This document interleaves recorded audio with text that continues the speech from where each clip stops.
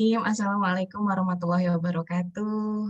Suara saya cukup terdengar jelas? Jelas, Teh. Alhamdulillah, subhanallah, alhamdulillah, wa la ilaha illallah, wa allahu akbar, asyhadu an la ilaha illallah, wa asyhadu anna muhammadar rasulullah, rabbi shrah li sadri wa yassir li amri wa hlul 'uqdatam min lisani yafqahul qawli. Masya Allah, di sini sih situasinya lagi dingin, Teh. Ditambah mungkin deg-degan. Saya tuh nggak tahu kenapa selalu selalu deg-degan kalau ketemu dengan ibu-ibu ya, dalam ruang-ruang yang berbeda gitu ya. Deg-degan, rasanya bercampur ya, ada rasa, apa, beberapa juga, saya lihat beberapa teman-teman saya juga ada di sini ya, masya Allah gitu. Jadi ada rasa deg-degan kangen, haru, ada rasa deg-degan karena apa namanya, setiap kali pertemuan kayak gini tuh, doa saya selalu sama ya, bahwa, ya Allah mudah-mudahan penggalan waktu yang kita akan lewati ini ya, kurang lebih sekitar 1,5 jam ya, sampai kurang lebih pukul 11:30, itu jadi waktu yang punya makna buat kita. Ibu gitu. Saya juga seorang ibu, saya tahu betul bahwa ya jadi ibu itu nggak mudah ya Bu, dan kayaknya nggak ada yang, apa namanya, nggak ada yang, betul-betul pernah cerita nih sama kita bahwa ternyata medan mengasuh itu, seberat ini gitu ya, seberat ini.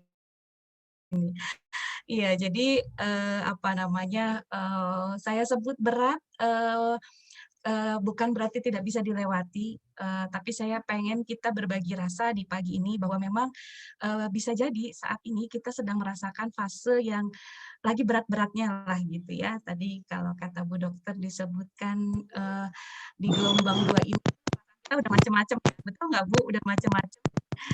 Jadi, udah macam-macam tuh dalam artian, Itu ayam, tapi dia teman. apa ya, mungkin sudah sangat semangat ya, ada yang mungkin tadi justru lagi patah semangat gitu ya. Jadi macam-macam banget ya, yang dirasakan dan mudah-mudahan pagi ini, kalau disebut solusi mungkin nggak 100% jadi solusi, tapi mudah-mudahan bisa jadi sedikit charger lah gitu ya, untuk kalau bahasa saya, sama ibu-ibu tuh untuk mengurai keberjutan gitu ya. Jadi kadang-kadang kalau kalau lagi ngasuh tuh kan kadang-kadang tuh ini harus mulainya dari mana gitu ya, gitu. Saya cerita sempat sharing tadi malam di IG story saya, saya 2 hari ini baru selesai isoman dan mulai keluar rumah, dan saya memulai hari dengan pembelajaran anak-anak saya bawa keluar rumah ya. Saya bawa keluar rumah, kemudian, kadang-kadang kalau suami saya lagi nggak ada, jadwal pagi bareng, tapi seringnya saya sendiri nih ngawal 4 anak, 9 tahun, 6 tahun setengah, 9 setengah, 6 setengah, 3 tahun, setengah, dan 1 tahun setengah. Jadi, lebih mirip, pasukan posyandu sih sebetulnya. Jadi, dan, saya tertarik ya, karenanya, saya juga bikin materi ini saya sebut dengan memaknai proses belajar ya. Saya tertarik, dengan, seorang ibu ya yang saya temui 2 hari yang lalu di, lapang ya saat saya ngajak main anak-anak, wajahnya kelihatan kaget ngelihat saya pagi-pagi gitu ya ngawal 4 bocah gitu ya, yang satu lari-lari, yang satu jempalitan, yang satu ngumpulin bunga, yang satu ngejar-ngejar kucing gitu ya. Terus, ibu itu nanya gitu, "Teh Safi ini semua anaknya?" Gitu. Saya bilang, "Iya, ini anak saya semua." Dalam hati saya mau bilang sih sebetulnya, "Enggak Bu, yang ini mah bukan," gitu, "yang ini mah titipan, yang ini juga titipan, titipan Allah," gitu maksudnya gitu.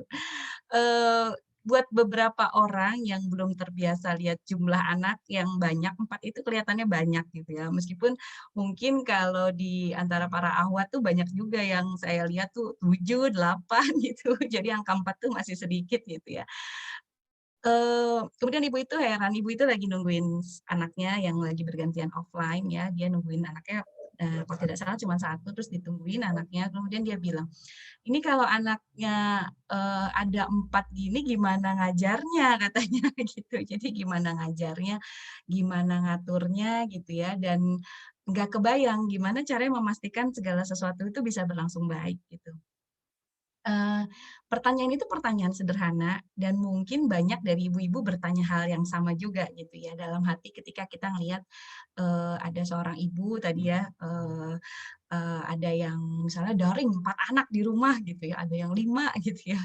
Malah, teman saya tuh 5 anaknya, lima-limanya daring gitu ya, Masya Allah. Kebayang sama kita tuh kan udah hal-hal yang ruwet ya, kebayangnya tuh udah gimana ngaturnya, gimana ngajarnya. Tapi saya barangkali akan memulai dari sebuah, apa namanya, sebuah, eee apa ya, paradigma yang kita barangkali perlu, ini kan bersama, bahwa ketika kita bicara tentang ngasuh gitu ya, sebentar ya, saya ini kan dulu. Nah, bahwa ketika kita bicara tentang ngasuh itu, kita bukan hanya bicara tentang anak kita tuh mau diajarin apa ya, gitu. Mau diajarin apa, ngajarinnya gimana, gitu ya. Dan bukan hanya tentang, segala sesuatunya harus kita atur semuanya supaya baik, gitu. Kalau kita ngajar, lagi dampingin anak-anak kita, kemudian yang kita bayangkan adalah apa yang harus kita lakukan untuk membuat mereka bisa belajar sebaik-baiknya, gitu ya, apa yang harus kita lakukan kepada mereka gitu, maka bisa dipastikan kita akan capek banget gitu. Jadi itu ya, ibu-ibu, jadi, pagi ini kita coba merubah paradigma itu ya, kita coba merubah paradigma itu bahwa mendampingi anak-anak belajar itu bukan tentang bagaimana kita akan menjejal pengetahuan sebanyak-banyaknya ke anak-anak kita gitu ya. Jadi, saya berharap kita nggak kebalik, cara pandangnya ya, bukan menjejal pengetahuan sebanyak-banyaknya kepada anak, ya. Lalu apa dong gitu ya, tapi bagaimana kemudian kita bisa jadi sebaik-baiknya teman belajar buat anak-anak kita, ya. Kayak yang sederhana, tapi ternyata ini beda gitu ya. Jadi, saya pengen kita sepakati bukan menjejal sebanyak-banyaknya, dari apa yang akan kita kasih kepada anak kita. Jadi kalau kalau ngasuh itu kita, bayangkan seperti kita lagi mau ngatur satu apa, satu kerumunan ya orang-orang gitu ya, ini harus diapain, ini harus diapain, harus diapain, kemudian kita harus ngasih apa, bisa dipastikan kita akan lelah, bahkan ambyar sebelum mulai gitu. Tapi kalau cara pandang kita adalah bahwa, setiap anak itu punya kemampuan belajarnya, dia punya potensi belajarnya, maka sudah mengurangi lebih dari 50% beban, gitu. Jadi ketika pun misalnya anak kita kelihatannya lagi nggak ngapa-ngapain gitu ya, gitu, kita katanya, "Anak kita kok kayak lagi nggak ngapa-ngapain ya?" Gitu. Kita tuh kan sebagai ibu yang punya niat baik tuh selalu mikir, "Kakak ngapain sih diam-diam gitu, daripada diam-diam tuh mendingan baca buku kek, Kak," gitu. Kita tuh bawaannya udah masukin lagi gitu ya, padahal nanti kita lihat bahwa perspektif kita tidak begitu, ya. Oke, saya coba mulai. Saya beri nama beli, tambahan pada bahasan kita, memberi makna pada proses belajar. Jadi, starting point-nya adalah bahwa proses belajar itu harus dimaknai. Kalau nggak dapat maknanya, maka bisa jadi waktu yang kita lewatin tuh bener-bener bisa ambyar, Bun, gitu. Dan inilah yang membuat, rumah-rumah kita tuh banyak prahara-prahara, saya sebut prahara ya, saya sebut prahara-prahara PJJ gitu ya di rumah-rumah kita. Baik, tadi, eee, disampaikan oleh MC, terlewat ya Opi katanya CV-nya, nggak apa-apa ya, insya Allah mudah-mudahan, apa namanya, sudah kenal gitu ya. Mudah-mudahan, nggak apa-apa saya ini ya, saya sambil perkenalkan, ini saya biasa dipanggil Teh Opi, biasa dipanggil Sofi, Neng Opi sih udah jarang kayaknya yang manggil Neng Opi teh. Panggilnya Teh Opi, saya ibu dari 4 orang anak, tadi saya cerita ya, ini 9 tahun, 6,5 tahun, 3,5 tahun ya, dan ini 1,5 tahun. Jadi memang rumah saya masih rame banget, setiap harinya, teriakan, apalagi adegan rebutan ya, adegan nangis, itu di rumah saya masih komplit ya, kalau lagi solehah gitu ya, saya bisa memahami bahwa Allah tuh kasih orkestra yang indah banget setiap harinya gitu ya. Dengan perbedaan, sifat masing-masing gitu ya, yang satu senangnya tenang, yang satu senangnya jahil gitu ya, yang satu, senang keteraturan, yang satu senangnya, yang satu senangnya hal-hal yang bebas gitu ya. Jadi ini alamat, kontaknya, nanti mangga boleh di WA, dan memang selama 10 tahun terakhir ini saya jatuh cinta sekali pada bidang anak dan keluarga gitu. Jadi saya tuh dari sebelum nikah sudah bertugas di P2T P2A dulu Teh Yesi, jadi, tahun 2010 ya itu. Dan, itu yang membuat saya jatuh cinta dan akhirnya merasa terpanggil bahwa sepertinya memang lubang ini lubang besar gitu, lubang besar bernama keluarga itu luar biasa sekali pentingnya gitu ya. Nah itu dan mudah-mudahan, lebih dari semua itu, saya lebih banyak waktu di rumah, saya homeschooler, anak-anak saya sekolah di rumah, dengan saya dan suami sebagai gurunya gitu ya. Meskipun, putra saya pernah mengalami pendidikan formal juga gitu ya, tapi sekarang lebih banyak fokus di rumah sebetulnya dan rasanya justru itulah pekerjaan yang tidak pernah selesai gitu ya. Baik, oke. Nah, nanti kita kenalan lagi, apa yang kita pikirkan tentang makna belajar. Ibu-ibu yang hari ini berkeluangan untuk punya waktu break sebentar gitu ya, mari kita coba tarik nafas, terus kita ingat-ingat gitu ya, sebetulnya belajar itu apa sih gitu? Belajar itu apa sih gitu? Yang kalau kita menyebut kata belajar, yang ada di kepala kita tuh maknanya apa sih gitu? Boleh tulis di chat, boleh sambil berinteraksi ya, apa sih yang kita kebayang tentang maknanya belajar gitu. Belajar itu apa sih gitu. Mungkin, sebelum saya menjalani homeschooling, kebayang sama saya belajar tuh ruang kelas. Kebayang sama saya belajar itu buku-buku, kebayang saya belajar itu duduk ya, duduk, ada buku, kalau sekarang ada daring, maka kita nyimak di Zoom gitu ya. Kemudian prosesnya memang disengaja ya, disengaja tuh maksudnya duduk ya, kerjain tugas, kerjain LKS, kemudian, memperhatikan, menyimak gitu ya. Ada nggak yang sama dengan saya? Boleh sharing ya ibu-ibu ya, saya juga baru dapat dalam makna ini mungkin 3 tahun terakhir lah, saat saya mulai, pegang anak saya. Jadi yang duluan homeschooling anak saya yang kedua sebetulnya, yang perempuan, mmm berawal dari, saat saya lagi senang-senangnya dan semangat-semangatnya masukin ke sekolah gitu ya. Ibu-ibu tuh kan kalau masukin anak ke sekolah tuh seneng ya, seneng karena seenggaknya 1 atau 2 jam tuh kita punya waktu rehat gitu. Sekedar masak, sekedar bikin Indomie gitu ya, gitu. Jadi, putra-putri saya tuh saya sekolahkan memang cepet, Bu. Ya, jadi saya tuh produk ibu-ibu yang merasa bahwa anak itu harus cepat sekolah supaya bisa bersosialisasi gitu ya.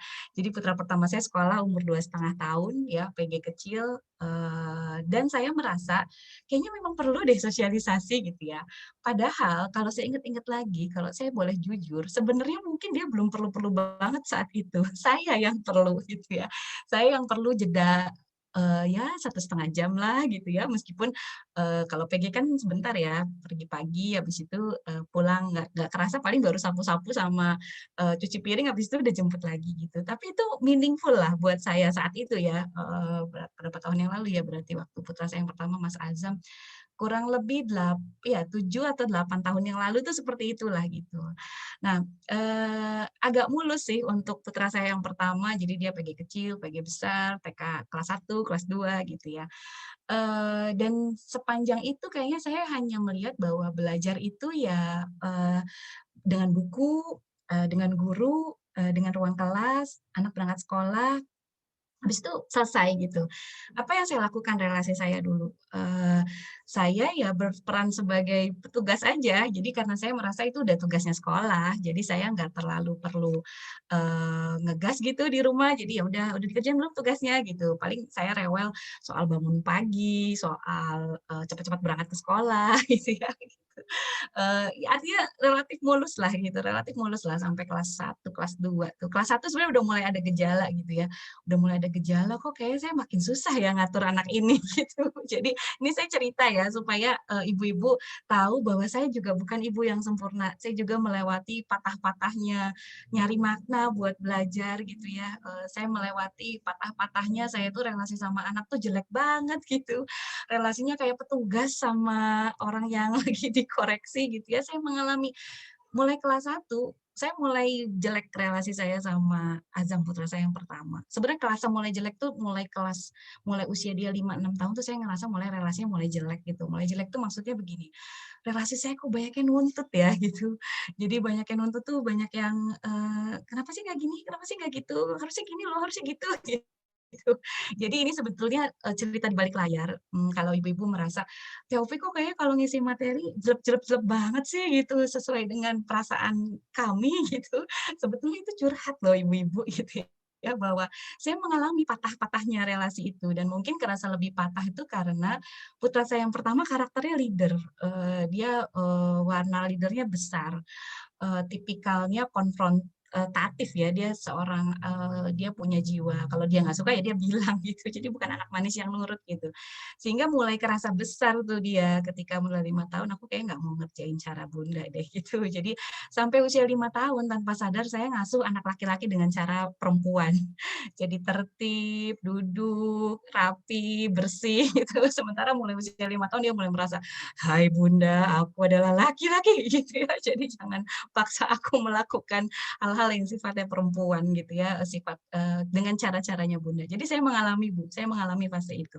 Nah, dongengnya ternyata, setelah umur 5 tahun ya, jalan 5 tahun, ini sih rencana Allah ya, saya sama anak-anak berangkat ke Kuala Lumpur, nyusul suami saya dapat beasiswa sekolah di sana, ke Kuala Lumpur, saya tuh tipikal ibu terstruktur. Jadi kalau saya suka nulis tentang ibu-ibu yang tegang, ibu-ibu yang to do list, ibu-ibu yang nggak rileks, itu sebetulnya saya proyeksi loh, saya mengalami jadi ibu-ibu begitu soalnya. Jadi saya tahu betul rasanya, kayaknya di kepala kita tuh setiap lihat anak tuh, "Tunggu tunggu, ini apa ya? Belum apa ya? Harus ngapain ya?" Gitu, "Habis ini habis ini," gitu, kayaknya penuh gitu di kepala. Tapi waktu itu Allah punya rencana, saya berangkat ke Kuala Lumpur, saya nggak bisa bawa banyak buku, saya nggak bisa banyak bawa mainan, boro-boro bawa mainan dan buku yang banyak ya, karena ruang kami ngontrak di kos-kosan mahasiswa gitu ya, ruangnya kecil, mungkin hanya sepertiga rumah kami gitu ya, kecil hanya satu kamar dan bener-bener perangkat belajar tuh ya adalah saya sama waktu itu anaknya baru 2 ya, saya, Azam sama, Alma waktu itu masih 1,5 tahun. Saya clueless luar biasa itu melewati hari-hari saya di Kuala Lumpur, karena saya mau ngapain ya gitu. Saya sekolah, lagi belum sekolah kan, karena belum nemu sekolah baru waktu itu di Kuala Lumpur. Saya nggak bawa buku, saya di sana nggak punya akses internet, nggak bisa apa ya, kalau di sini kayaknya gampang gitu ya, anak-anak di sekolah, habis itu udah selesai urusan gitu. Saya clueless hampir 3 bulan lamanya lah. Saya mau ngapain ini gitu ya, gitu. Di situ saya belajar gitu ya, nanti kalau didongengin judulnya jadi cerita ini, jadi dongeng cerita di Kuala Lumpur, patah-patahnya hati saya. Tapi, intinya, di dongeng saya itu, saya ternyata belajar bahwa saya nggak bisa kayak gini terus, kita nggak bisa Bu, kita nggak bisa belajar, tapi kita cuman ngandelin guru. Kita nggak bisa belajar kalau kita cuman ngandelin buku. Kita nggak bisa belajar kalau kita cuman sibuk sama isi kepala kita, tapi kita nggak kenal siapa yang ada di depan kita gitu. Itu nggak bisa, Bu. Bisa saja sih kalau ibu ada beberapa tipikal ibu pekerja keras yang, wah luar biasa lah seluruh hal dalam rumahnya tuh on schedule, on track, terstruktur gitu ya, terjadwal gitu. Mungkin bisa, tapi akan ada masanya ibu capek gitu. Di situ saya belajar kepingan lagi satu-satu bahwa ternyata belajar itu bukan gitu, Bu. Belajar itu bukan tentang memasukkan ilmu pengetahuan sebanyak-banyaknya kepada anak kita tuh bukan. Bukan tentang, "Aduh anak kita belum belajar ya, terus coba coba baca bukunya," gitu, baca LKS-nya, bukan. Bukan tentang memasukkan sebanyak-banyaknya tentang, kalau bahasa fitrahnya tuh inside out ya, outside in, gejol banyak, itu bukan. Tapi belajar adalah tentang bagaimana kita mencoba untuk menghormati, melihat, mendalami apa yang anak kita punya dari dirinya, dan dari situlah kita bisa belajar. Jadi ini pola pola berpikir yang mungkin agak sedikit kebalik ya dari yang kita biasa lakukan, tapi, inside out bukan outside in, bukan kita jejel banyak bukan, tapi bagaimana kita lihat kamu apa yang dia punya gitu. Jadi kalau kita adalah seorang guru, jangan terjebak pada, "Wah, ngasih apa nih hari ini? Harusnya activity-nya ini," itu bukan itu. Tapi apa yang anak kita bawa ketika dia ada di ruang kelas, itulah sebetulnya bahan belajar yang sebenarnya. Ya, jadi tadi ya Bu ya, saya kira kita perlu, garis bawah itu. Nah, poin kedua yang sering kali jadi masalah di rumah-rumah kita ya, di pandemi dan jadi prahara itu, gitu ya, adalah gitu ya, seringkali gitu ya, kita tuh minta anak-anak kita belajar ya, tapi kita lupa evaluasi gitu. Apakah kita sebagai orang tua tuh adalah orang tua yang senang belajar gitu ya? Jangan-jangan di poin yang kedua ini kita juga kebalik gitu. Jadi yang saya maksud dengan kebalik itu, ketika kita punya makna bahwa belajar itu buku, belajar itu ruang kelas, belajar itu adalah memasukkan informasi sebanyak-banyaknya kepada anak kita, gitu ya. Dan kita berharap anak kita tuh senang belajar. Koreksi yang kedua, seringkali kita tuh lupa, Bu, bahwa, kita kita tuh apakah kita tuh orang tua yang senang belajar ya, cirinya apa sih kita orang tua senang belajar apa enggak? Ciri sederhananya adalah, satu, seberapa terbuka sih kita sama ilmu baru.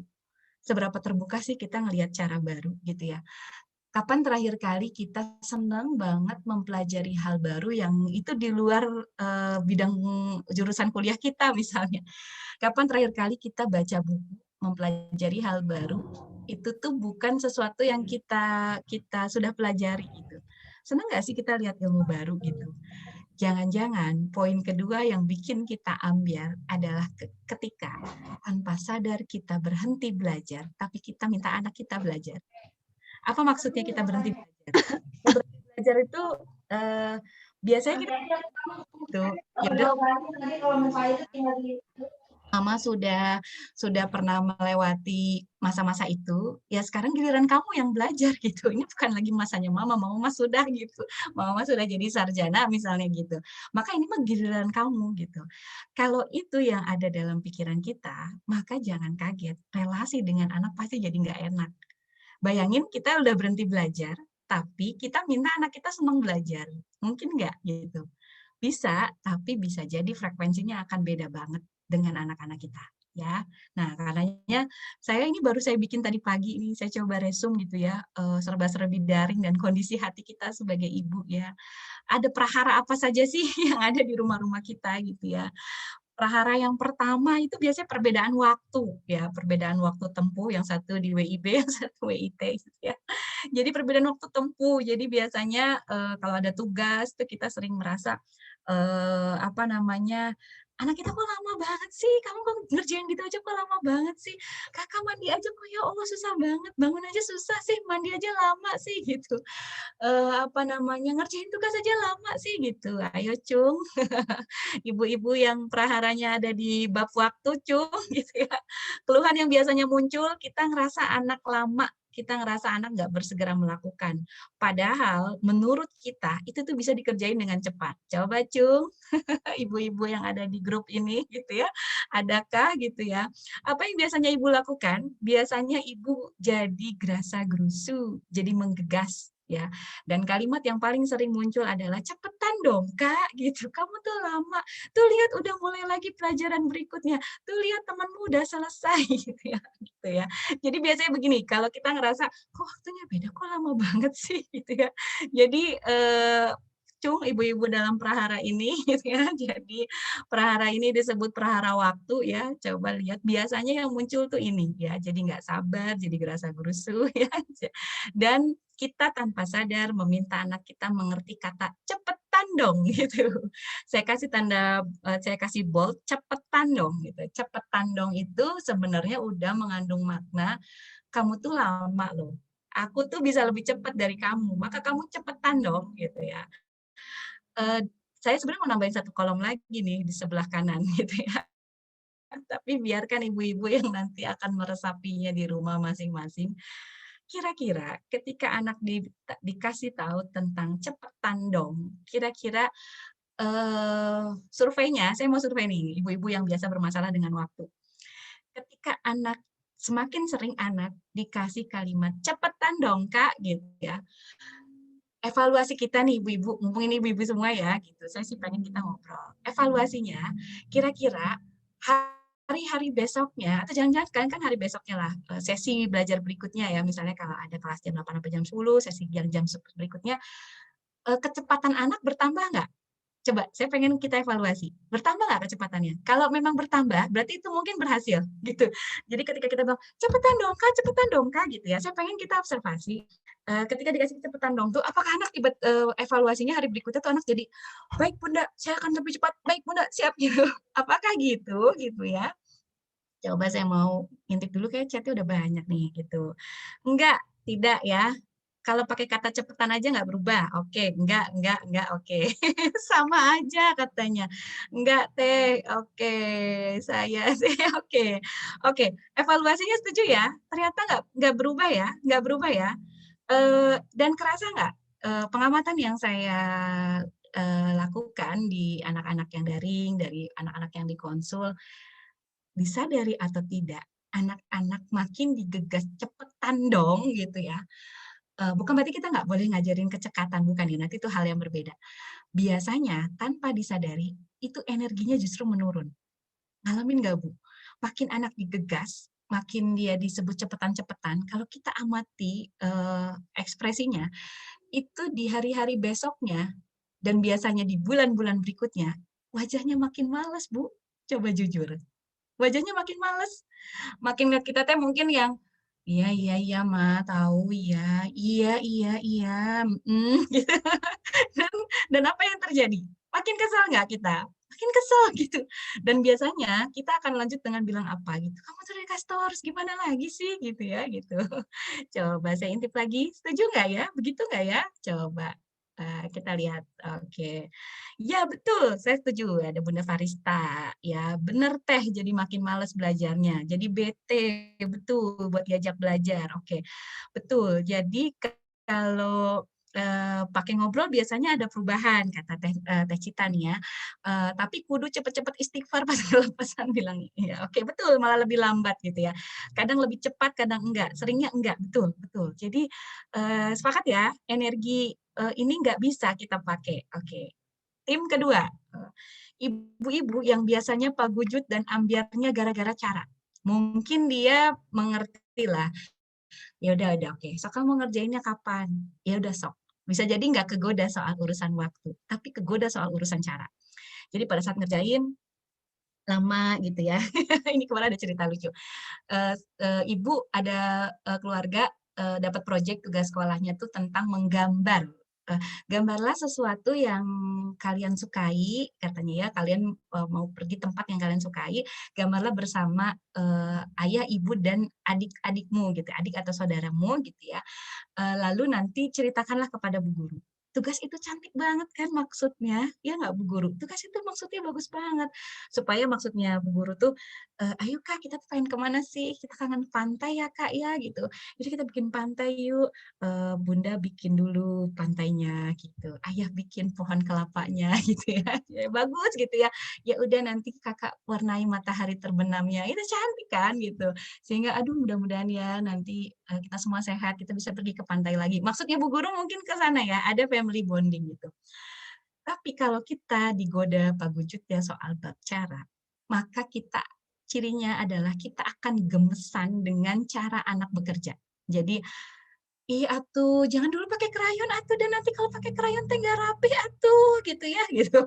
Belum apa-apa tuh, baru anaknya ngambil krayon tuh, udah diprotes. Belum tuh ide, pantainya terjawantahkan gitu ya, gitu. "Jangan pakai krayon dong, Kak," gitu. "Ih atuh," gitu ya. Belum lagi nanti adiknya ucuk ucuk ucuk datang gitu ya, mungkin adiknya pakai spidol, lalu dia marah gitu, "Kamu mah jangan pakai spidol atau jangan warna hijau," gitu. Jadi adegannya jadi adegan tentang apa, tentang bahwa, kita tuh, caramu tidak efektif, caramu tuh nggak praktis gitu ya, coba curung ibu-ibu yang paguyup di tema ini gitu ya, gitu. Jadi biasanya keluhan kita ada pada gitu, "Kak jangan gitu atuh, Kak dibaca dulu dong," gitu. Misalnya, saya dulu juga suka ngintip, misalnya anak saya teh jawab, tipikal anak saya yang pertama tuh bukan anak terstruktur, jadi dia anak spontan, jadi dia mah akan jawab aja dulu, tapi nggak pernah dibaca teksnya sampai selesai gitu, atau dia mah nggak pernah pokoknya ngacung aja gitu ya, yang penting aku teh tampil ngacung gitu, tapi dia teh nggak teliti gitu. Saya sebagai ibu dan banyak ibu-ibu yang lain yang paguyup dengan cara ini tuh biasanya akan gusar kan, "Aduh aduh aduh aduh Kak, bukan gitu caranya, gitu dibaca dulu teksnya, coba bener baca baik-baik," gitu ya. Makanya nggak heran ibu-ibu yang paguyup dengan bab tentang cara akan jadi ibu-ibu yang ikutan riweuh kalau UTS, ikutan riweuh kalau UAS gitu ya. Wah, gitu ya, kalau PAT tuh riweuh luar biasa, memastikan apakah bahan ajarnya lengkap, memastikan apakah anaknya mengerjakan dengan benar, gitu ya, memastikan apakah anak sudah upload, itu semua nilai baik, Bu, baik sekali. Tapi kadang kalau kita nggak betul-betul bijaksana, bisa jadi kita jadi lebih sering mengkoreksi dan tanpa sadar ngajarin anak untuk caranya tuh gini loh, gitu tapi kita melewatkan kesempatan anak belajar menemukan caranya, gitu. Makanya saya sering bilang sama guru-guru di beberapa sekolah, apalagi sekolah-sekolah di PAUD, unit plan itu nggak boleh penuh-penuh, unit plan itu nggak boleh banyak-banyak gitu. Kenapa? Semakin padat, semakin detail, semakin kompleks, maka ruang eksplorasi bisa dipastikan sangat sedikit, gitu. Makanya sekolah yang bagus itu, sekolah yang keren itu, yang justru ngasih banyak ruang buat eksplor dan ngasih ruang anak-anak menemukan caranya sendiri, bukan dipapai, bukan "Anak-anak siapkan," gitu. Makanya ibu-ibu suka sebel kan, kalau misalnya, saya sering, saya menjadi konsultan juga di beberapa sekolah, saya sebutin, "Bu guru, biar kerja Bu guru nggak terlalu repot dan biar orang tua nggak ngamuk di rumah, malam-malam harus sedia stik es krim misalnya gitu ya, belum lagi nanti belum ada lemnya gitu ya. Ibu-ibu mengalami begitu nggak yang punya anak-anak PAUD gitu, yang TK gitu ya? Apalagi kalau ibu-ibunya bekerja, ya Allah malam-malam misalnya suruh cari stik es krim gitu ya, atau suruh cari daun kering gitu ya misalnya gitu, banyak hal lah gitu. Jadi, tadi ya prinsipnya, makin detail, makin kompleks, makin banyak pagernya, makin kecil ruang eksplorasinya gitu. Jadi saya sering kali dorong sama Bu Guru, di sini juga banyak Bu Guru, di masa pandemi ini gitu, biarkan kurikulum rumah tuh juga bekerja Bu, jangan sama sekolah semua. Bisa jadi mungkin gini, anak-anak, hari ini tugasnya seni ya, temanya tentang aku dan, tumbuhan sekitarku misalnya gitu. Coba, diskusikan dengan ibumu gitu ya, lihat di sekitar rumahmu, apa hal yang menarik perhatianmu dan ceritakan pada bu guru. Bisa jadi sesederhana itu gitu. Bisa jadi nggak pakai stik es krim, tapi mungkin pakai apa misalnya, sapu lidi itu misalnya. Bisa jadi nggak usah ketemu sengaja daun kering, tapi dia menemukan apa di rumahnya itu sebenarnya banyak sekali. Ya, jadi ibu-ibu yang sering paguyup pada bab yang kedua gitu ya, hati-hati jangan-jangan seringkali kita meminta anak mengerjakan caranya, tapi kita lupa untuk mengajar anak-anak tentang menghormati caranya mengerjakan sesuatu. Oke, sebentar ya.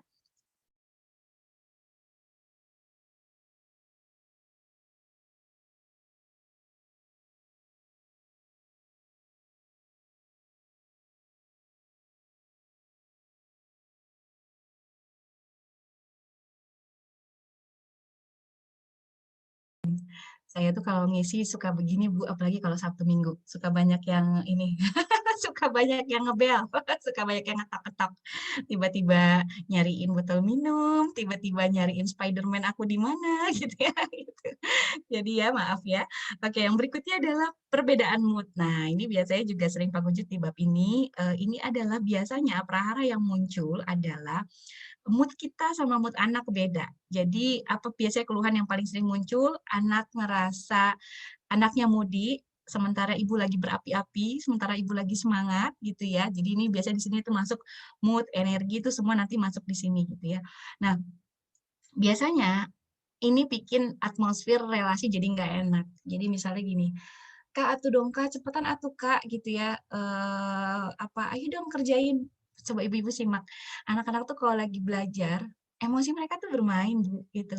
Ada kalanya mereka tuh lagi males, lagi nggak kepengen Zoom, lagi nggak kepengen apa, misalnya lagi bukan itu gitu yang dia lagi pengenin, mungkin suasana hatinya lagi, nggak karu-karuan gitu ya, sama kayak kita gitu. Nah, bukan berarti kemudian kita bebaskan anak-anak, udah itu terserah kalau nggak mau Zoom ya nggak apa-apa gitu, bukan berarti gitu juga ya, apalagi kalau anaknya sudah sekolah sekolah dasar.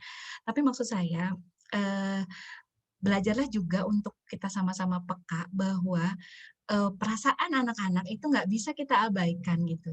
Dan biasanya pada situasi kayak gini, tipikal ibu yang kayak gini, biasanya kita sering ngegegas ya, abai dengan rasa dan biasanya, kalimat yang paling sering keluar pada tipe ibu begini adalah, "Pokoknya ibu nggak mau tahu ya, pokoknya kerjain sekarang," gitu, pokoknya gitu.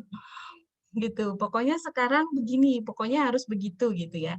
Nah, pada kondisi seperti ini, tanpa sadar kita lagi membuat anak-anak kita mengerti, tapi kita mengabaikan rasanya gitu. Dan sebenarnya Bu, kalau kita mau jujur ya, mengamati sedikit dari, responnya, sikapnya, memahaminya, menilainya, itu mungkin makan waktu lebih lama 10 sampai 15 menit lah dari proses belajarnya. Tapi maknanya tuh luar biasa gitu ya. Oke, itu ya, ibu-ibu coba dari prahara waktu, cara, dan mood biasanya paling sering terganggu di mana? Paling terganggu di mana?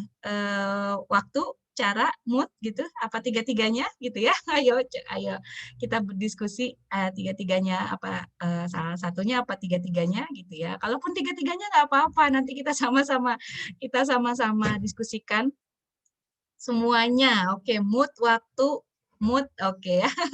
Oke, nggak apa-apa, Bu, kalau memang, minimalnya kita ngaku gitu. Saya sering bilang sama ibu-ibu di ruang konsul tuh, "Nggak apa-apa kok, kalau ngaku itu udah menyelesaikan lebih dari 40% masalah loh, ngaku itu menyelesaikan 40% masalah." Karena kalau kita nggak ngaku, biasanya telunjuknya kita sibuk kasihnya ke anak. Tapi sebenarnya kita nggak nunjuk ke sini. Dan saat nunjuknya kita kasihnya ke anak ya, telunjuknya ke sana. "Kamu yang gini, kamu yang gitu," tapi kita lupa nggak gini, itu sebenarnya 40% dari solusi itu sebenarnya udah ketutup, gitu ya. Jadi nggak apa-apa kalau ngaku ya. Oke, ada yang ngaku? Asik, banyak ya, semuanya. Oke, waktu, mood, dan nggak apa-apa, Bu, saya temenin, saya juga sama kok. Nah, kalau kita sudah ngaku, mari kita renungkan. Kalimat yang paling sering, anak dengar dari kita tuh tadi ya, "Cepetan dong, caranya tuh gini, gini aja kok nggak bisa, kan mama udah ngasih tahu kamu." Belum lagi kalau ditambah embel-embel ceramah kita yang panjang ya, misalnya embel-embelnya tuh, "Mama udah nggak tahu lagi harus ngasih tahu kamu kayak gimana. Mama udah nggak tahu lagi, mama udah capek lagi ngurus kamu," gitu ya. Belum lagi kalau kalimat-kalimatnya itu dibawa banyak banget gitu ya. Nah, bayangkan ibu-ibu, ini adalah kalimat yang paling sering anak-anak dengar dari kita, ya. Ini adalah kalimat atau hasil yang ingin kita tanamkan, gitu ya. Saya juga kaum ibu, maka saya pasti akan membela ibu-ibu, gitu ya, gitu. Pasti akan belain ibu-ibu, karena saya juga mengalami. Kita pasti nggak pernah bermaksud bahwa ngomong kayak gini tuh untuk nyakitin, betul nggak? Insya Allah ya, insya Allah saya yakin kita nggak pernah bermaksud untuk itu. Kita nggak pernah bermaksud bahwa bilang cepetan dong tuh supaya nanti dia tuh sakit hati sama kita, nggak pernah, pasti insya Allah kita menyengaja begitu ya, gitu. Kecuali pada pada beberapa ibu dengan masalah kepribadian yang memang punya kecenderungan senang menyakiti ada, tapi saya yakin ibu-ibu yang secara secara umumnya kita tuh nggak ada perasaan begini, ya. Oke, nah, jadi saya percaya kita nggak pernah benar-benar, menyengaja untuk seperti ini. Pasti semua maksud kita tuh baik. Jadi, ketika kita suruh, "Cepetan dong," kita tuh pengennya apa sih? Pengennya anak tuh semangat belajar, pengennya anak tuh ngerti, pengennya anak tuh muncul inisiatif untuk mulai. Pada saat kita bilang, "Caranya tuh gini loh, Kak," gitu, "bukan gitu," gitu. Kita pengen apa? Kita tuh pengen anak kita mandiri, kita tuh pengen anak kita tuh, mengerti dengan baik caranya, sehingga suatu saat nanti tuh dia tuh bisa menemukan gitu kan gitu ya. Jadi pasti pasti saya yakin, maksud dari kalimat-kalimat ini tuh sebenarnya maksudnya ke sini, kita pengen anak kita mandiri, pengen anak kita tuh nggak harus disuruh, pengen anak kita tuh nggak harus diajarin terus gitu ya. Ketika kita bilang bahwa, "Pokoknya Mama nggak mau tahu, Kak, pokoknya Kakak kerjain," gitu. Saya percaya maksudnya tuh kita pengen anak kita belajar dan seterusnya dan seterusnya dan seterusnya. Jadi saya percaya Hai. Iya, kalimat-kalimat yang tuh lihat tepat, nomor Kiki. kalimat yang, apa namanya, kalimat-kalimat yang bahkan ya, kelihatannya negatif sekalipun, itu saya percaya maksudnya baik. Cuman saya minta pagi ini ibu-ibu kita renungkan sebentar saja. Kira-kira nyampe nggak kalau maksudnya ini, tapi caranya ini? Gitu dulu deh. Nyampe nggak? Kira-kira tercapai nggak, apa ya, semangat belajar, inisiatif, rasa senang dia kepada ilmu, ketika caranya gini, gitu. Jadi saya pengen kita, merenungkan, nyampe nggak kira-kira?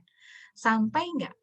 Muncul nggak kira-kira kalau maksudnya ini, tapi caranya ini gitu. Jadi saya pengen insight itu muncul dari kita. Kalau menurut ibu-ibu, "Ah, bisa-bisa aja kok Teh," gitu, "kok dia nurut kok," ya nggak apa-apa, nggak usah dirubah caranya gitu. Tapi kalau, ibu-ibu merasa bahwa, "Nya oge nya," gitu, kita teh pengen ngoleh-ngolehin semangat, kita teh pengen ngoleh-ngolehin inisiatif, kita teh pengen ngoleh-ngolehin anak teh belajar mandiri, tapi cara kita justru bikin dia jadi males belajar gitu. Berarti mungkin cara kita belum tepat. Dan saya perlu mengingatkan kembali ya, ini jadi self note buat saya pribadi. Ibu-ibu lebih dari 60%, apalagi kalau anak kita masih kecil ya, navigasi di anak-anak kita yang menentukan apa istilahnya arah ya, aku tuh harus ngapain, aku tuh harus gini, aku harus gitu. Aku tuh siapa? Lebih dari 60% isinya penentu navigator di sini, itu inner voice-nya anak-anak kita, itu suaranya ibu. 60% loh bobotnya. Itu isinya suara ibu. Jadi kalau kita pengen anak kita teh happy, inner voice-nya ya. Jadi, wow belajar, wow senang gitu ya. Maka coba ditanya, isinya yang kita masukin tuh vitaminnya, vitamin yang bagaimana gitu. Kalau inner voice kita isinya tadi ya, cepetan dong, harusnya gini dong, mama nggak mau tahu dong.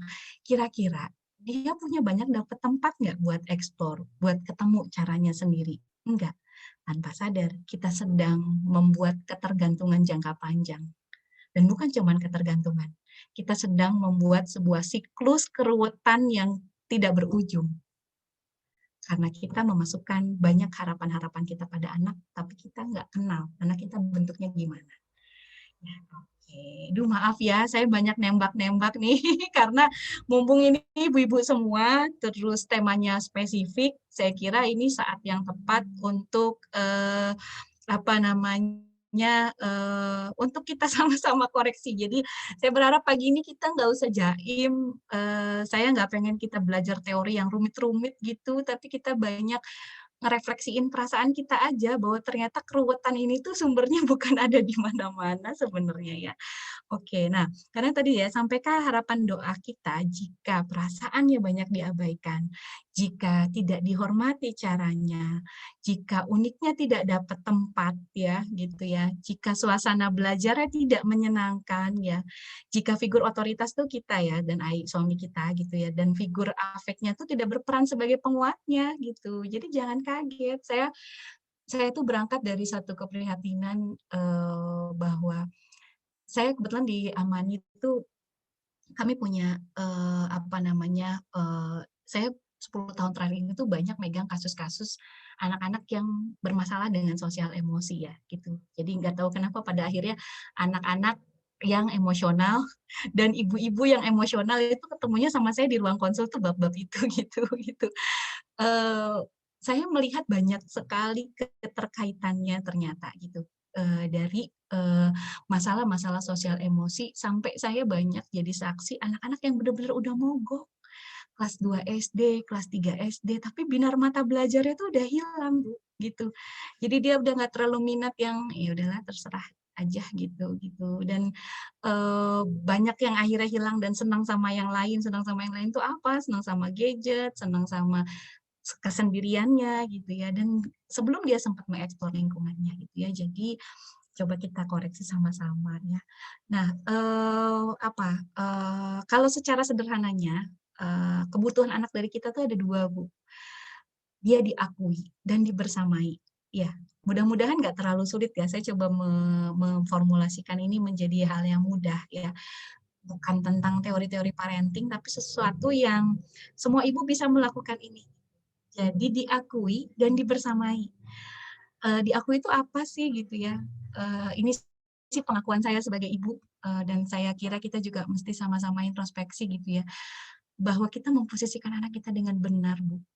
Anak itu makhluk Allah. Allah tuh punya maksud terhadap penciptaannya. Dan sebenarnya kita tidak boleh merasa berhak sama anak kita, Bu, gitu. Makanya saya, almarhum Ustadz Hari Santosa ya, salah satu guru terbaik saya, beliau sering mengatakan, jangan sampai loh nanti di akhirat itu anak-anak kita tuh protes. Protes sama Allah gitu. Protes sama Allah, "Kenapa sih ibuku tuh begitu menggegasku?" gitu. "Kenapa sih ibuku tuh nggak ngasih aku waktu belajar yang menyenangkan? Kenapa aku tuh nggak dapat hakku ya Allah?" gitu. Bisa jadi nanti mereka protes Bu sama kita gitu. Karena kita merasa berhak, mengatur, merasa berhak menunjukkan dia, segala sesuatu yang kata kita baik gitu, tapi kita sibuk sendiri akhirnya gitu ya. Jadi coba dicek apakah itu problem kita gitu ya. Yang kedua, anak diposisikan sebagai manusia yang utuh, ini bagian paling susah dalam ngasuh gitu ya. Saya juga terseok-seok lah kalau bahasa dramanya mah terseok-seok, tertatih-tatih ya, tergopoh-gopoh gitu, bahwa anak kita tuh utuh sebagai dirinya, dia bahkan berbeda bukan hanya dengan saya, bukan dengan kita, dengan Aku. gitu ya, dan dia juga berbeda dengan adik-adiknya, berbeda dengan kita gitu ya, dia utuh diterima dengan uniknya, Oh. caranya sendiri gitu ya. Ini bagian yang susah biasanya dalam ngasuh ya, nanti kita lihat apa saja. Dan dibersamai ya, ini sebetulnya nasihatnya Ki Hajar Dewantara ya. Ada yang hafal? Tuturi Handayani ya, Ingarso Sung Tulodo, Ing Madya Mangun Karso. Satu lagi apa? Ing ing apa? Saya lupa bahasa Jawanya. Tapi di depan ngasih teladan ketika lagi bareng di tengah kita. Puri Handayani. Tuturi Handayani ya. Di belakang memberi semangat ya, dan kalau kita muslim ya kita mendoakan dari belakang. Jadi sebenarnya kalau tadi aku tuh apa ini saya sampaikan juga ibu-ibu, setiap anak yang Allah titipin sama kita, mereka tuh punya komponen ini Bu, punya cara belajarnya sendiri, punya kehendaknya sendiri, punya egonya sendiri ya, punya cara bahasanya sendiri, punya energinya sendiri dan seterusnya, punya rasanya sendiri. Seringkali ini yang bikin pakai trok pagujut dengan kita gitu, sehingga kita akan bilang, "Kakak nggak ada capek-capeknya, ih saya tuh udah tidur atuh." Betapa banyak ibu-ibu yang prahara tidur siang, tidur malam aja tuh jadi wow itu menjadi prahara tersendiri gitu. "Kakak mama heran deh, kenapa sih kamu tuh nggak lapar?" gitu ya, misalnya urusan fisik, energi ya, urusan apa misalnya, "Mama heran deh," gitu ya, ini saya mau cerita di antara 4 anak saya pagujut banget sama putra saya yang pertama. Saya tadi mau insert-in fotonya, tapi tadi nggak sempet ya. Putra saya yang pertama tuh akunya besar sekali, hobinya sangat beda dengan hobi saya gitu ya. Pagi ini, tadi pagi-pagi ketika adik-adik semua standar pagi, eee, dia bilang, "Bun aku mau izin ya, aku mau mulai lagi jualan layangan," kata dia. Jadi tadi pagi-pagi nih, sebelum saya nge-Zoom tuh, dia, sangat berbinar sekali. Jadi dia, izin sama saya keluar ke pasar, dia menemukan toko layangan murah, kemudian dia batiin 500 perak, Bu. Terus dia beli kenur, dia beli layangan, terus dia, geser meja, terus dia, tarik di depan rumah terus dia tulis, "Jual layangan," gitu ya, berapa layangan, berapa kenur gitu ya, gitu. Kalau nggak habis layangan hari itu, tahu nggak Bu apa yang dia lakukan? Nih situasinya lagi pandemi ya gitu. Dia bisa keliling kompleks siang-siang hanya untuk menjajakan layangannya. Jadi saya tadi pagi-pagi kaget sebelum mulai ini, "Bunda, apakah Mas Ajam hari ini stok layangannya masih ada?" Katanya. Saya bilang, "Kok bisa ya?" Padahal tetangga saya ini di blok yang di belakang gitu, rupanya dia keliling. Aduh, saya deg-degannya kebayang nggak, Bu? Ini lagi pandemi kan, baru selesai isoman ya, masih takut saya, anak-anak saya tertular lagi gitu. Kemudian panas-panas gitu ya. Kalau saya ngelihat itu di diri saya akan bilang apa, "Kamu punya bati berapa sih? 500 perak." Paling dia satu hari tuh jual paling banyak 6 lah, dia terbatas. Jadi kami memang nggak kasih modal khusus. Jadi misalnya dia jual dapat untung 3.000, ya dia beliin lagi gitu. Jadi nggak paling banyak mungkin 10 lah, artinya keuntungan satu hari itu nggak sampai 10.000 lah gitu ya keuntungannya.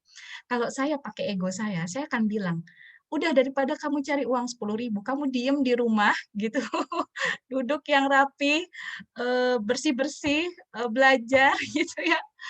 Ibu ya Bunda yang akan kasih uang 10.000-nya, udah kamu diem, kalau yang kamu cari uang nih, Bunda kasih 10.000-nya, gitu. Tapi saya belajar Bu, bahwa saya menghormatinya sebagai calon laki-laki dewasa, meskipun umurnya baru 9,5 tahun, tapi dia laki-laki Bu, dia utuh, dia punya pribadinya. Yang buat saya yang nggak piawai bisnis, buat saya nyari uang 500 perak keliling komplek itu nggak worth it buat saya, Bu. Yang pengalaman saya mengajarkan bahwa lebih enak itu duduk, baca buku, bikin puisi gitu ya, atau misalnya menikmati, Sabtu pagi, di rumah gitu, beberes itu kan saya ya, Bu.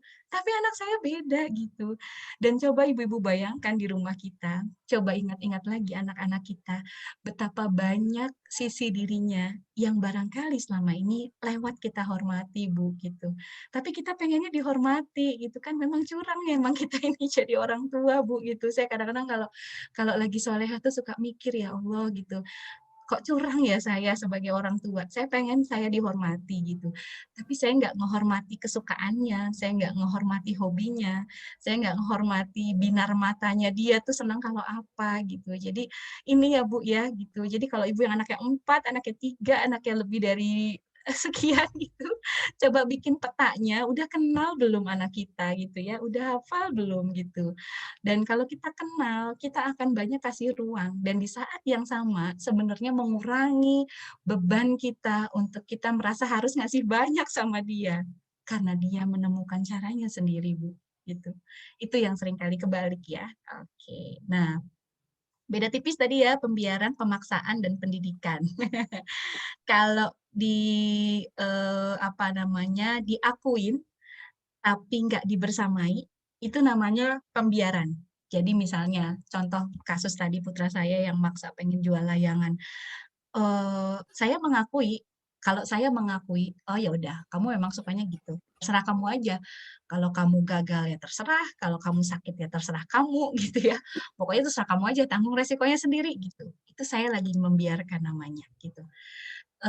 Dan waktu itu pernah dia cerita, jadi pernah waktu itu putra saya itu jualan jus juga, kapan-kapan ya kalau udah kondusif nanti, ibu-ibu di sini cobain. Jadi, apa namanya, eee, pernah suatu kali, kayak contoh kemarin tuh, dia bilang, "Bunda," jadi seminggu ini aktivitas belajarnya dia tuh, saya belum mulai belajar nih, dia sebagai anak kelas 4 gitu ya, saya lagi baca polanya, masuknya lewat mana ya nih anak ini gitu. Di suatu hari dia bilang gitu, dia sedih banget terus dia deketin ke saya, "Kenapa Mas?" Gitu. "Aku sedih," gitu, "layangan aku nggak laku," gitu.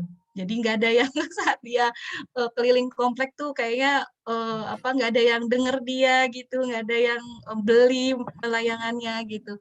Kemudian terus dia bilang gitu, "Sama ini ternyata," katanya, dia taruhnya sembarangan, jadi layangannya dia tuh ada bagian ujungnya yang sobek, dan itu tuh nggak bisa dijual, dan berarti berkurang kan potensi dia untuk rugi gitu ya, dia jadi berpotensi rugi gitu. Kalau saya mengakui, tapi saya nggak membersamai, mungkin saya dalam hati akan bilang, "Syukurin, kamu sih nggak nurut mama," gitu. "Tuh kan, kamu tahu kan?" Gitu. Mungkin saya akan bilang gitu, Bu, gitu. "Makanya atuh," gitu, keluar lagi deh kalimat kita yang, merasa jadi maha guru gitu ya.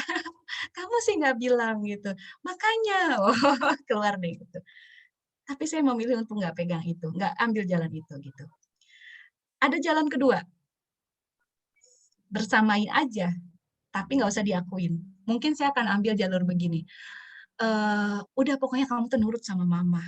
Kehidupan itu ya nak ya gitu, saat ini oh saya saya akan barengin dia deh gitu, pokoknya udah kamu nurut sama mama, kamu ikutin nih, kamu baca buku ini, pokoknya kamu nurut gitu ya, kamu mau apa kamu mau apa, kamu mau 10.000 kamu mau apa gitu. Pokoknya gimana caranya dari halus sampai yang cara nggak halus, paksa dia gitu untuk belajar, untuk bisa ngikutin cara saya gitu. Itu namanya dibersamain tapi nggak diakui ya. Coba ibu-ibu masuk yang mana? Yang baik adalah diakui dan dibersamai ya. Jadi mungkin kalau tadi situasinya kayak tadi, mungkin saya akan bilang, "Oh oke." Mungkin saya akan ngambil sikap, "Oke Mas, Bunda tahu bahwa Mas tuh suka, eee, jualan gitu. Tapi yuk coba kita lihat, bisa jadi mungkin ada yang salah dari strategimu gitu. Lagi pandemi gini gitu. Pelan-pelan saya juga belajar Bu, tapi saya jadi belajar bahwa oh rupanya gitu ya gitu. Jadi dia biarkan ketemu caranya. Pada saat kita tetap hadir sebagai orang tua yang bisa standby untuk mendampinginya kalau dia salah, kalau dia ada kesulitan gitu ya. Maka itulah sebetulnya makna dari belajar dan pendidikan. Ya. Nah, ibu-ibu biasanya bermasalahnya di manakah? Nah, boleh sharing lagi ya di kolom chat, boleh di chat. Relasi kita dengan anak termasuk yang mana gitu ya. Oke, kan di chat. Kalau kita pakai relasi yang kedua, banyak maksa. Jadi dibersamai tanpa pengakuan. Itu biasanya gejala yang paling sering muncul adalah capek, capek ketika banyak hal yang nggak sesuai sama apa yang kita pengen gitu ya. Kalau kita lakukan yang pertama gitu ya, biasanya relasi kita jadi jauh sama anak gitu, karena kita jadi terlalu cuek sama dia gitu ya. Tapi kalau kita bisa lakukan keduanya gitu ya, maka sebetulnya tanpa sadar kita sudah melakukan proses pendidikan kok, bahkan dari adegan-adegan sesederhana tadi gitu ya. Oke, nah sekarang pertanyaannya barangkali begini, kenapa atuh ya relasi kita dengan anak teh sering jadi prahara gitu ya, gitu. Kenapa tuh ya? Coba dicek ya, kenapa ya, gitu ya. Kesalahan yang pertama sebenarnya tadi saya sudah, sounding banyak ya dari awal gitu. Kesalahan yang pertama seringnya kita sibuk sendiri, Bu, dengan harapan kita sebagai orang tua ya. Ibu sibuk sekali ya. Kalau kita tipe ibu yang begini coba cek ya, bisa jadi harapan kita segunung ya, tapi nggak dan maksudnya kita nggak tepat ngukur medan biasanya anaknya aspek koreksinya adalah biasanya kita hanya mau ngelihat hal yang pengen kita lihat. Coba Cung, apakah kita tipikal ibu yang begini gitu ya? Saya punya klien, kedua orang tuanya bekerja, kedua orang tuanya orang tua hebat ya, putranya 2 laki-laki, putra yang pertamanya itu, sekarang mau naik kelas 1 ya, naik kelas 1 SD gitu ya. Anak laki-laki yang sangat anteng, sangat hidup, sangat penurut gitu ya, nggak kayak anak laki-laki pada umumnya yang apa sih, yang berani, eksploratif itu enggak gitu. Kemudian, saya tanya gitu ya, "Ih, Masya Allah Bunda," gitu, kok anaknya nurut sekali. Jujur ya, saya mau jujur sama ibu-ibu, saya sebenarnya kalau lihat anak laki-laki di usia yang harusnya melewati fase bangkang, konfrontatif, dia malah jadi nurut banget gitu, saya malah jadi lebih deg-degan gitu. Karenanya saya tanya, "Ini muncul nggak?" Gitu. "Oh Teh, ini mah anakku mah," gitu ya, bahkan takut becek, takut kotor, nggak berani ketemu matahari gitu. Kalau senangnya mah di rumah teh gitu ya, gitu. Saya bilang, "Oh gitu ya?" Saya bilang gitu. "Oh gimana dongengnya?" Saya bilang gitu. Jadi ibu ini baru ngerasa ada masalah ketika masuk, adaptasi di SD itu karena anaknya susah, ketemu situasi baru dia susah, ketika ketemu hal yang, beda lagi, adaptasi lagi, jadi lama gitu adaptasinya. Padahal sebetulnya pada saat dites tuh, IQ-nya besar gitu ya. Ternyata problemnya kedua orang tuanya itu hanya terbiasa untuk memastikan anaknya on track, tapi dia ada satu kalimat yang saya state banget di ibu itu, Teh, gimana tuh ya Teh, kita berdua teh kerja, kita berdua teh capek, jadi kalau pulang ke rumah teh kalau bisa mah atulah jangan ada hal yang aneh-aneh lah gitu. Saya bilang, "Apa itu hal yang aneh-aneh, Bu?" Saya bilang gitu. "Ya hal aneh-aneh teh tingkah pola anak-anak gitu ya, oh berantakin rumah, nyoba ini itu gitu, kayaknya udah nggak ada energi teh ke sana."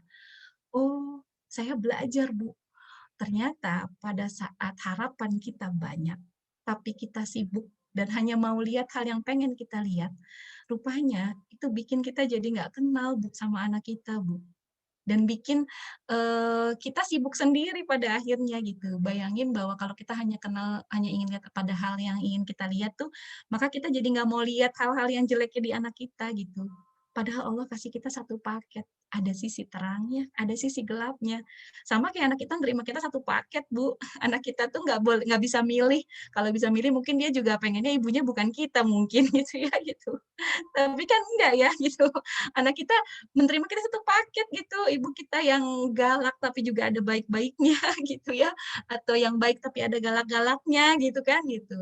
Nah jadi ini ya coba dikoreksi apakah itu, yang kedua apakah harapan kita yang diwariskan pada anak. Jadi ada beberapa tipikal ibu yang apa, terlalu obsesif ya sama anak-anak kita gitu. Jadi sebenarnya kita yang mungkin nggak siap ketika repot, kita yang pengen dipandang baik sama orang, kita yang pengen dipandang sebagai ibu yang sukses mendidik anak gitu. Tapi akhirnya jadi diwariskan ke anak-anak kita harapannya dan itu membuat kita menjadi terobsesi. Atau apakah kita ibu yang belum tuntas juga dengan diri kita gitu, dengan emosi kita, dengan relasi kita dengan pasangan gitu ya. Nah ini menjadi tema-tema yang unfinished business biasanya. Ya apakah itu? Ataukah ini kesalahan yang kedua, kita nggak kenal anak kita sendiri ya. Jadi nggak kenal itu biasanya banyak faktornya. Apakah kita nggak paham tahapan pendidikannya ya, nanti saya, sampaikan. Jadi bisa jadi salah tempat, misalnya anak kita usia dini, tapi kita teh menipagujut gitu, minta dia teh bisa belajar dengan tenang dan tertib gitu ya.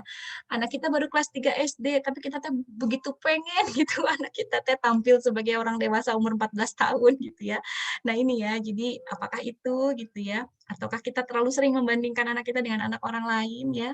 Biasanya ini virus-virus yang bikin kita jadi nggak clear lihat anak kita gitu ya.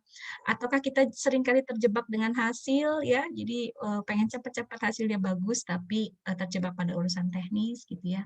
Apakah itu gitu ya, karena ternyata saat kita tergesa dengan hasil dan terjebak pada urusan teknis, kita berpeluang kehilangan makna pada proses belajar.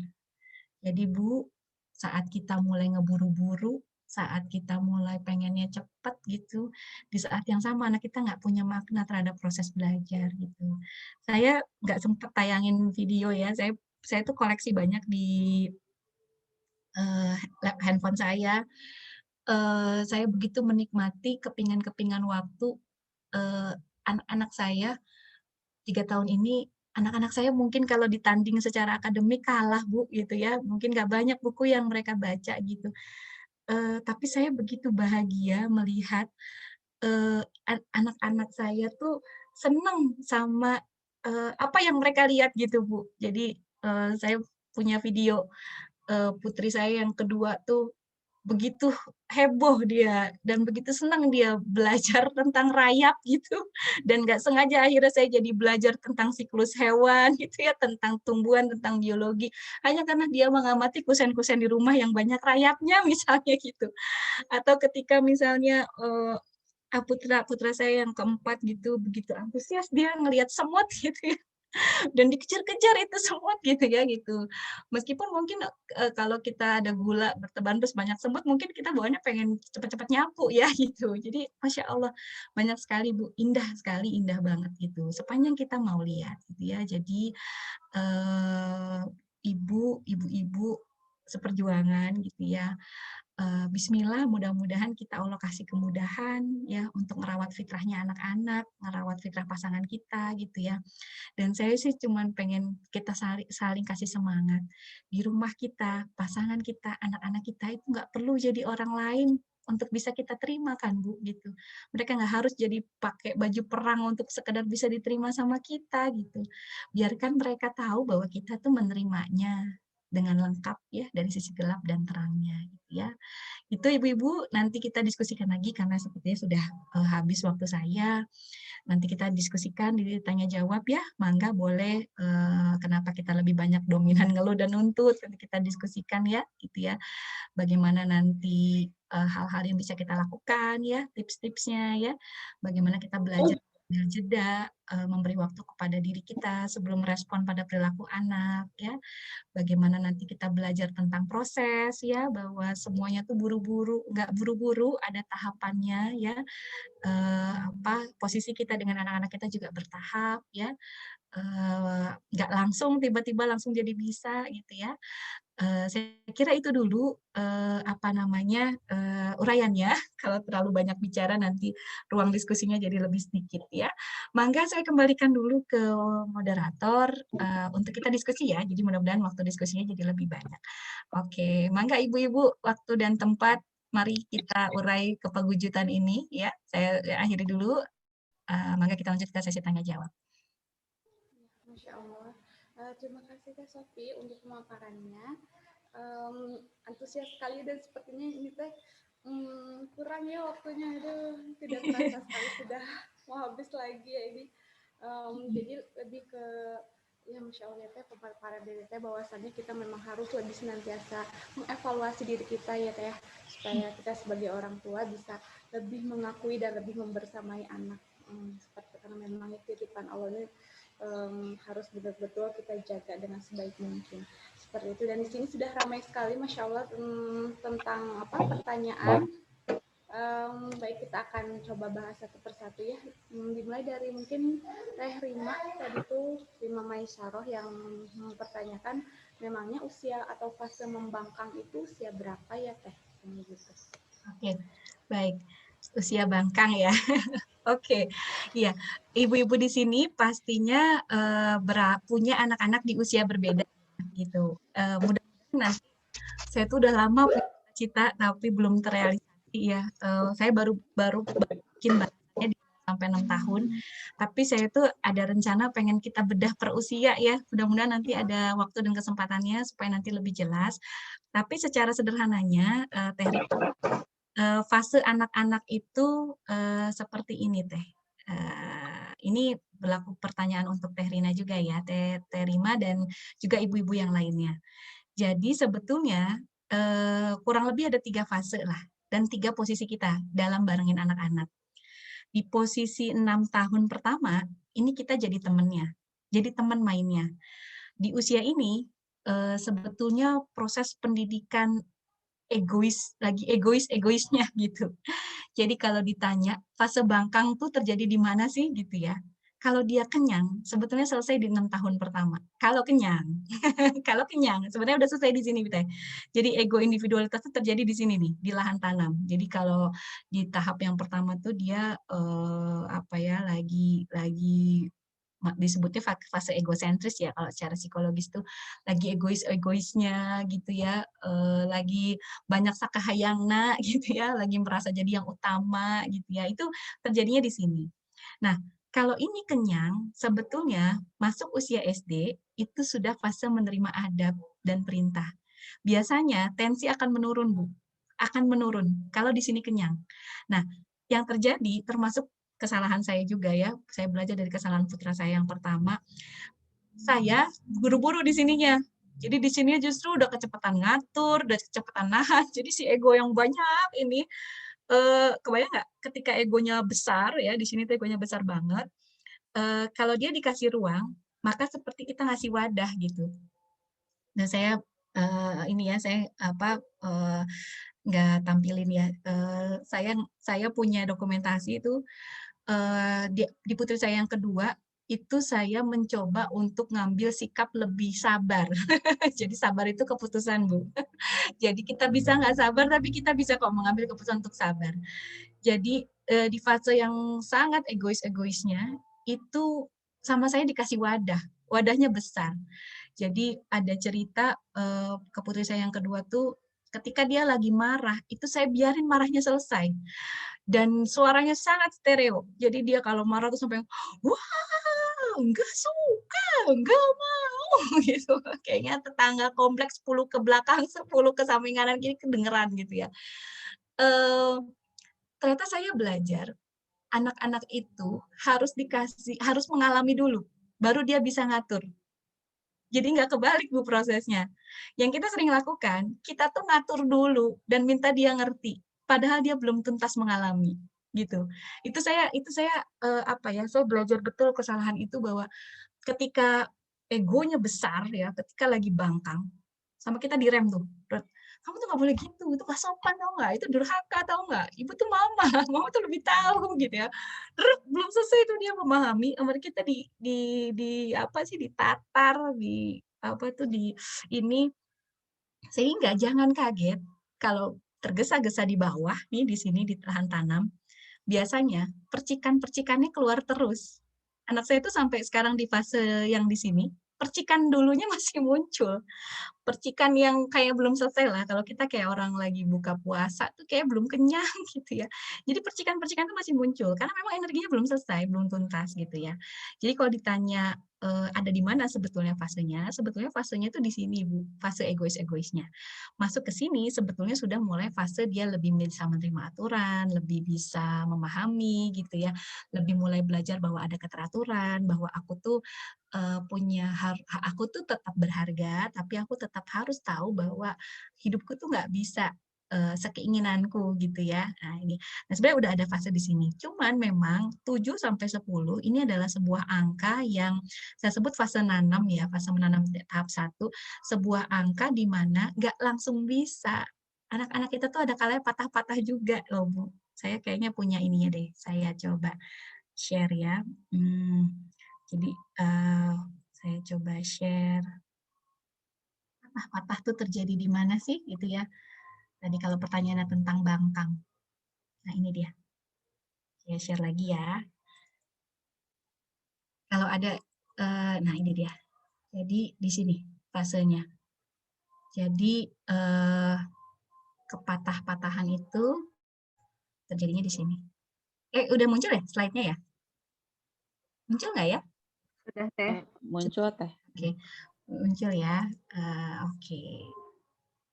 Jadi dia patah-patah itu, biasanya terjadi di beberapa fase ya. Jadi tadi ketika bangkang udah agak kenyang, masa 6 ke 7 tuh biasanya dia, ibu-ibu yang punya anak peralihan nih usia 6 ke 7, biasanya sih karena sekarang ibu-ibu suka kecepatan masukin anaknya, jadi usia 6 ke 7 udah jadi anak SD, padahal masih 6,2, 6,3.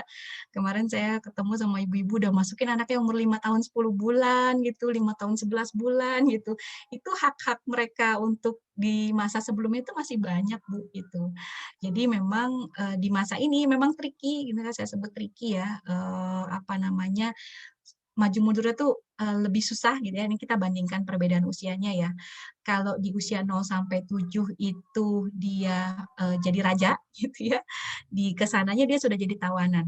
Kalau di sini kita sebutnya anak ya, di tadi fase tanam yang pertama, fase menyiapkan lahan, di sini sudah jadi calon orang dewasa ya. Jadi kalau dulu ditempa, itu sudah mulai dilayani, kemudian baru ditempa. Bermain, berlatih ya. Disadarkan lewat iman ya, karena proses pendidikan usia dini itu mesti pelan, nggak boleh tergesa, harus banyak pakai makna gitu ya, karena kita sedang melakukan ini. Baru nanti di 7 sampai 12 itu baru diperintahkan lewat kesadaran. Jadi nanti sudah mulai muncul sebetulnya navigasinya kalau di bawahnya baik ya. Nah, nah, biasanya kalau dia belum selesai gitu ya, di fase ini memang kerasanya di 7, 10 tuh mulai muncul, masih muncul Bu percikan-percikannya. Tapi memang sebenarnya itu hal yang alamiah sih ya. Jadi mulai ngerasa tahu ibu-ibu nih yang punya anak, lagi PJJ kelas 1 sampai kelas 3 biasanya jadi fase yang menyebalkan. Makanya Bu Guru kalau konsul, sama saya di waktunya konsul guru, "Aduh TOP aku mah kalau udah ngajar kelas 4 ke atas itu tuh udah lebih capek, lebih ngos-ngosan karena mereka udah mulai bisa punya alasan gitu ya, udah mulai bisa." Nah ini biasanya memang begini fasenya, mereka sudah merasa tahu banyak ya, sudah mulai muncul dorongan besar untuk uji coba. Biasanya relasinya, "Ini nguntungin nggak nih buat aku?" Gitu ya, makanya jangan kaget kalau disuruh, eee, "Kak, jangan main HP terus dong." Jawabannya apa? "Kalau mama boleh." Gitu, intinya gitu. "Terus kalau mama boleh gitu. Apa namanya, "Kak, sholat dulu Kak, kenapa Adek enggak?" Gitu misalnya. "Kak, tolong dong bantuin ibu dong," gitu, "nyuci piring," gitu, "kenapa harus aku?" Itu jawaban-jawabannya gitu Teh ya. Nah, jadi memang ada masa-masa begini, sebenarnya dia lagi cari tempat duduknya sendiri ya, jadi ada fasenya begini. Jadi, memang bagian paling susah itu, dari relasi kita sama anak, itu menerima jelek-jeleknya juga gitu. Nah, ini bagian yang memang kita suka susah sabar ya. Jadi pada saat muncul nggak enaknya tuh kita suka suka nggak sanggup gitu, suka, "Boleh nggak ya fase nggak enaknya ini kita skip aja," gitu, langsung ke fase nurutnya gitu ya, tapi nggak bisa Bu, nggak bisa di-skip ya, karena ini fasenya, terus-menerus ya, nanti saya lihatin.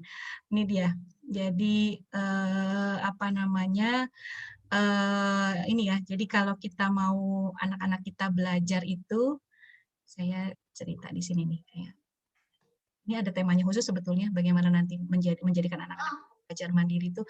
Jadi, kalau kita mau munculnya dari dia, itu memang, harus dibentuknya dari dalam diri dia gitu. Bukan digerakkan sama iming-iming gitu ya, bukan ada seorang ibu yang, "Ya udah deh kalau janji ya Ma, kalau aku nanti PJJ aku belajar 10.000 ya," gitu. Bahasa Indonesia 10.000, matematika 10.000. Lama-lama anak kita jadi lebih kaya, Bu, apalagi kalau pandeminya masih diperpanjang gitu ya.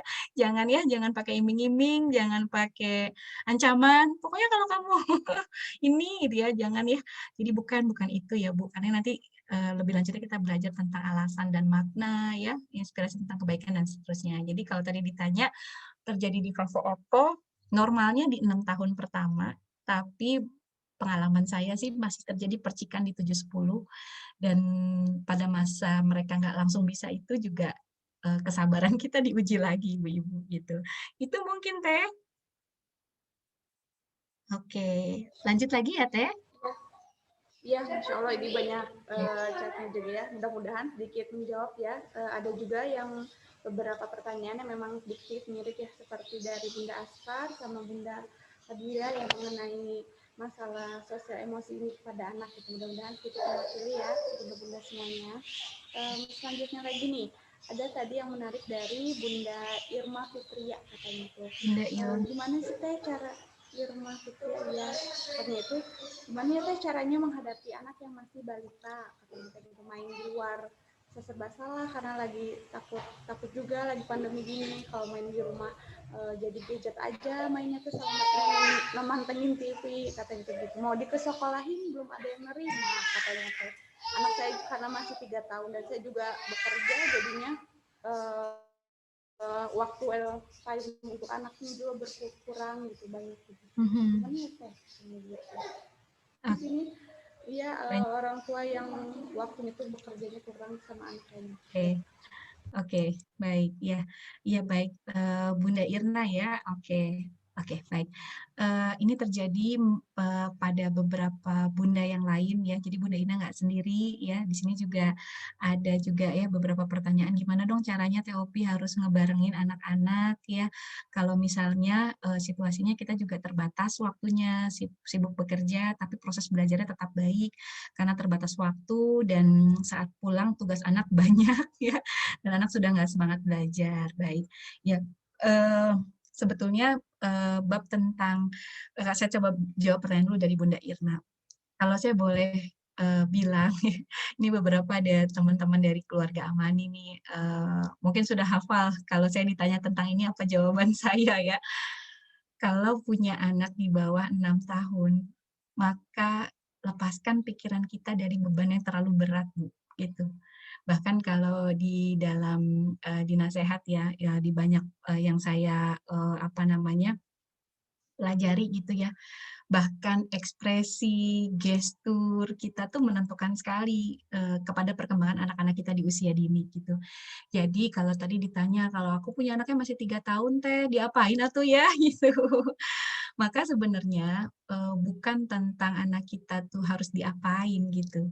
Kalau saya boleh, memberi saran nih buat teman-teman ibu-ibu yang masih punya anak kecil gitu ya, belajarlah berlatih mencari rute ala rumah kita sendiri, ya. Carilah rute ngasuh ala rumah kita sendiri. apa sih yang disebut dengan rute ngasuh ala rumah kita sendiri? Kita ketemu polanya, anakku tuh sukanya apa ya? Anakku tuh senangnya apa ya? Di rumah kita adanya apa ya? Gitu. Dan itu tuh pasti beda tiap-tiap rumah gitu. Karenanya bab tentang ngasuh ala rumah kita sendiri tuh, misalnya kayak contoh tadi teh anakku 3 tahun, diapain ya gitu ya? Mau diajak keluar, susah gitu ya, lagi pandemi gini, di sekolah belum ada yang mau nerima, kalaupun sekolah juga adanya daring gitu ya, harus diapain teh gitu. Saya mungkin bisa bantu di sini, coba saya bantu di sini ya, ada belum ya? Sebentar. Saya rasanya pernah nge-share ya tentang hak dasar anak sebentar. Jadi ada hak dasar anak, nanti saya sambil cari filenya ya. Jadi ada hak dasar anak teh di usia 0 sampai 6 tahun. Kebutuhan utamanya adalah dibahagiakan, dicintai, diberi rasa aman dan nyaman. Di tahun pertama fokus saja pada 3 hal itu teh, diberi rasa aman dan nyaman. Gimana dong caranya? Eee apa namanya, sebetulnya kalau anak umur baru 3 aktivitas fisik tuh di rumah juga banyak kok yang bisa dieksplor, seperti yang ibunya berlapang dada gitu ya. Apa contohnya lapang dada, apa kasurnya lapang dada, kursinya dijadiin wahana akrobat, lapang dada, kalau manjat-manjat jendela, lapang dada, kalau apa misalnya gitu tadi, apa saya sempat kasih contoh ya putra putra saya di rumah tuh kalau masih punya bayi itu sagala dicoo, ya kalau bahasa Sunda mah the power of jarambah ya, the power of sagala dicoo aja itu udah jadi stimulasi yang sangat bagus kok buat anak-anak kita. Dan kita nggak perlu mikir, "Aduh ini milestone-nya nyampe apa enggak ya? Harus dikasih stimulasi apa ya? Harus beli mainan edukasi apa ya?" Gitu. Ketika kita ngasih keleluasaan gitu, jadi kalau, diasuhnya sama pengasuh atau diasuhnya sama kakek neneknya, biasanya mungkin agak susah sedikit kalau diasuh sama kakek nenek untuk menyamakan frekuensi, tapi mungkin koridor yang bisa kita kasih ikuti saja ritmenya Teh, ikuti saja alurnya gitu. Misalnya, saya kira masih aman insya Allah ya kalau hanya misalnya berjalan di taman. Kakak lagi suka apa? Dia lagi seneng ngulik, main kucing, ikutin ya anak-anak seusia itu kan lagi senang ngejar kucing. Main sama kucing aja tuh juga belajar Bun, belajar tekstur ngelusnya, belajar empati ngasih makannya gitu. Belajar juga aktivitas fisik ngejar-ngejar kucingnya gitu. Kemudian baru sebentar misalnya tiba-tiba dia tertarik lagi nyari apa gitu. Kalau kita kasih ruang banyak, coba simak, bakal banyak banget keajaiban yang terjadi di rumah kita tuh banyak, Bun. Tiba-tiba misalnya ngambil daun, tiba-tiba misalnya, ngambil panci atau ikut kita masak gitu. Sebenarnya banyak banget hal belajar alamnya yang bisa kita lakukan di rumah, Bunda, gitu. Jadi, kalau ibu bekerja saya kira, dijaga waktu-waktu utamanya gitu. Kalau saya mengambil nasihat dari seorang ustadz tuh, ada waktu-waktu utama yang harus dijaga gitu. Syukur-syukur kita bisa jaga seluruh waktunya, tapi kan mungkin setiap keluarga kondisinya beda-beda ya. Tapi jaga waktu utama. Waktu utama tuh salah satunya apa sih gitu. Salah satu waktu utama tuh terjadi di pagi hari. Jadi pagi hari itu sebelum beraktivitas gitu ya, itu, pastikan melewati harinya tuh nggak buru-buru, nggak tergesa, penuhi kebutuhannya gitu ya, penuhi kebutuhan afeknya. Waktu utama yang kedua tuh di sore hari, mudah-mudahan sih bunda-bunda yang bekerja dimudahkan sore-sore minimalnya sebelum maghrib udah ada di rumah gitu ya, gitu.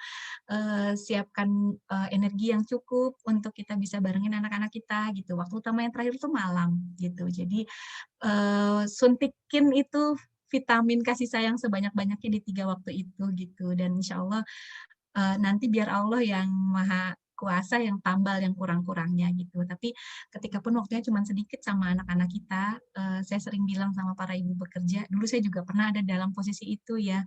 Saya pernah cerita juga, saya tuh waktu masih bekerja office hour ya, keluar rumah dari pagi baru pulang malam gitu. Saya selalu ingat nasihat dari guru saya, beliau selalu bilang, "Pastikan energimu ketika sampai ke rumah tuh adalah energi yang positif," gitu. Jadi bukan energi ruwet karena pekerjaan, bukan energi capek karena udah seharian kerja gitu, tapi energi yang siap buat barengin anak-anak gitu. Jadi lakukan, ikhtiar apapun Bunda, kalau dulu saya singgah dulu di pom bensin buat cari musola, jadi saya sholat dulu, sehingga ketika pulang tuh energinya minimal energi musola lah gitu ya, meskipun musola pom bensin gitu. Atau saya break dulu, sebentar gitu, jadi isi energinya. Karena anak kita mungkin nggak ngerti ya bahwa, kita ketemu dia tuh udah energi yang udah sisanya lah dari capeknya kita gitu. Tapi, mereka punya hak untuk dapat kita yang utuh kan Bunda, gitu. Jadi gitu ya, Bunda-bunda bekerja mudah-mudahan dimudahkan. Kalau usianya sudah lebih besar, sudah usia sekolah dasar, sudah usia, apa namanya, lebih besar lagi dari itu, tentu tantangannya berbeda gitu. Tapi saya berharap dengan bonding yang baik antara kita dengan anak, itu akan mempermudah anak memahami maksudnya kita gitu. Dan ketika misalnya tadi ya pulang ke rumah tugasnya udah banyak banget gitu, maka janganlah lagi kita berperan jadi guru yang jadi petugasnya dia yang menertibkan ini itu, enggak. Eee, pahami, keluhnya, pahami resahnya gitu, justru ambil peran-peran yang justru tidak bisa diperankan sama sekolah gitu. Banyak kok insyaallah, orang anak-anak hebat yang berasal dari kedua orang tua bekerja tuh juga banyak kok. Jadi jangan jangan pesimis ya Bunda ya, insyaallah. Oke, mangga yang lain Teh?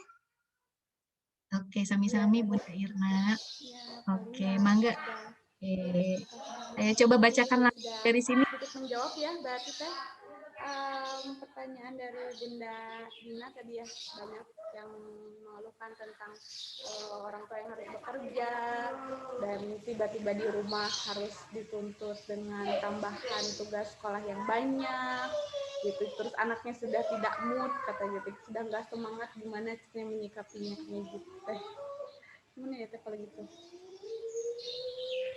Iya, Iya. Teh suaranya agak kecil Teh, saya nggak Oh iya, iya, iya, iya saya teh paling uh, iya teh paling ini banyak juga yang menanyakan mengenai orang tua yang bekerja, yang mereka itu ketika pulang bekerja masih harus banyak tuntutan tugas dari anak katanya gitu teh.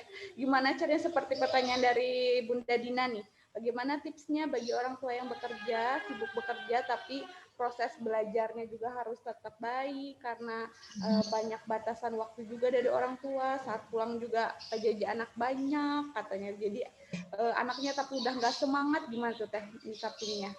oke, baik. Iya, baik. Tadi sudah dijawab ya tentang yang Ibu bekerja, Teh. Jadi, apa namanya, di waktu-waktu yang luang ya, ibu-ibu yang ada di rumah juga, kita semua punya medan yang berbeda ya, medan juangnya beda gitu.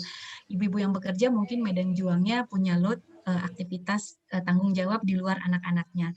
Ibu-ibu yang di rumah itu juga tidak kalah berat medan juangnya. Justru ketika yang dihadapinya tuh anak-anak di rumahnya, maka semua hal jadi kelihatan gitu dan berpotensi lebih overthinking sebetulnya ya, ibu-ibu yang ada di rumah gitu ya.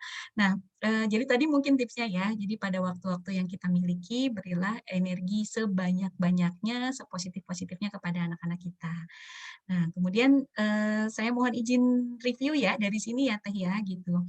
Eee contoh misalnya dari Bunda Lilis ya, banyak memang banyak terjadi nih Bunda Lilis, gimana caranya membuat anak rajin bangun pagi, udah diobrolin baik-baik, anaknya juga pengen bangun pagi, kenapa susah ya Mah bangunnya gitu. Padahal anaknya udah 15 tahun, apalagi sudah balik ya, sudah balik salat salat subuhnya sudah jadi wajib, bukan lagi jadi arahan kan ya gitu. Jadi bagaimana?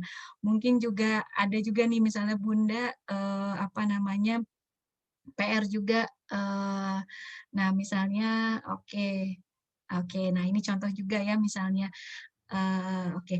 Nah, oke saya coba bagi ke dalam beberapa area ya gitu, eee, apa namanya, oke. Nah, pada beberapa bunda yang kesulitan menertibkan area harian gitu ya, jangan khawatir, saya juga sama, ibu-ibu yang lain juga sama, dan itulah jihad kita sebagai ibu ya, Teh Yesi ya. Jihadnya nggak selesai-selesai, Masya Allah, dan makanya pintu surga yang Allah kasih ya, mudah-mudahan, Allah memudahkan kita nanti memenuhinya dengan ruang-ruang sabar kita di rumah. Saya izin ulangin lagi tentang ini, karena ini kayaknya harus ditempel kayaknya, ditempel, dijadiin wallpaper mungkin ya, biar nggak lupa gitu.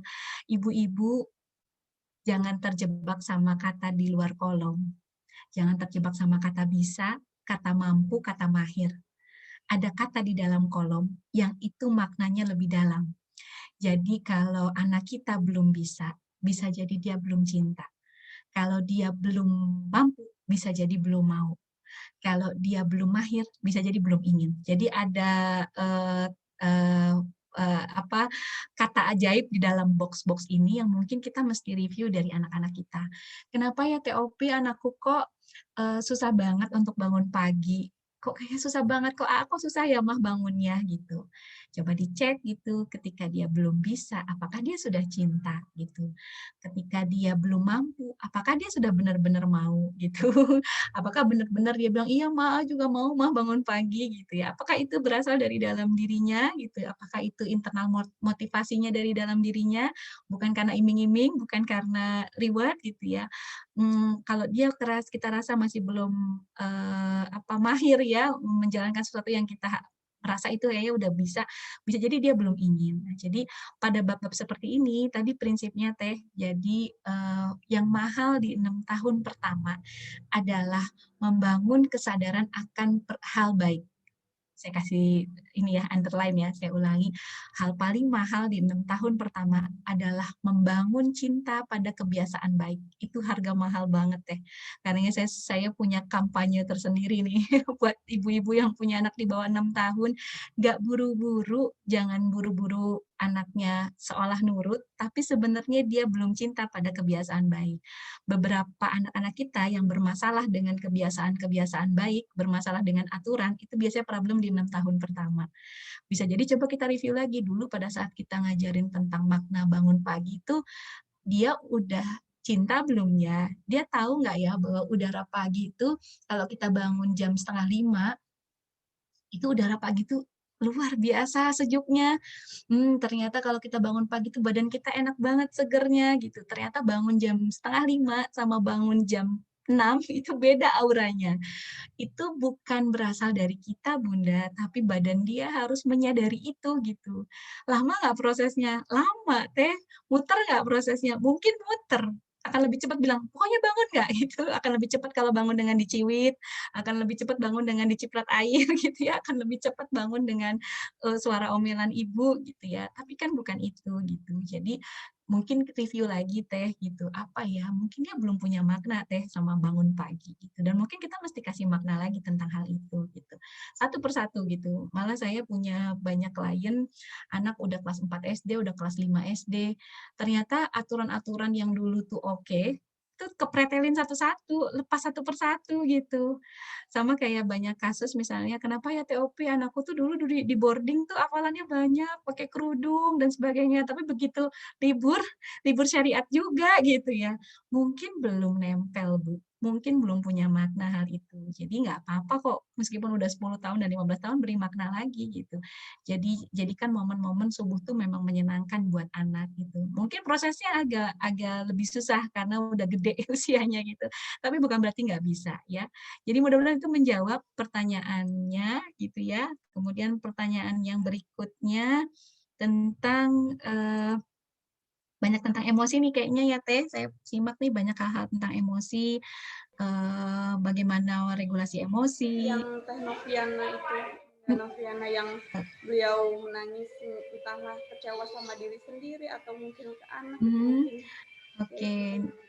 Ya, Teh Novi ini sahabat saya nih. Teh, ketika kita kecewa oh pada diri sendiri ataupun pas ke anak nggak sesuai, bolehkah anak-anak tahu perasaan kita? Soalnya pernah, bicara ke yang anak sulung laki-laki diam aja, habis itu dia pecah ikut nangis nggak bicara.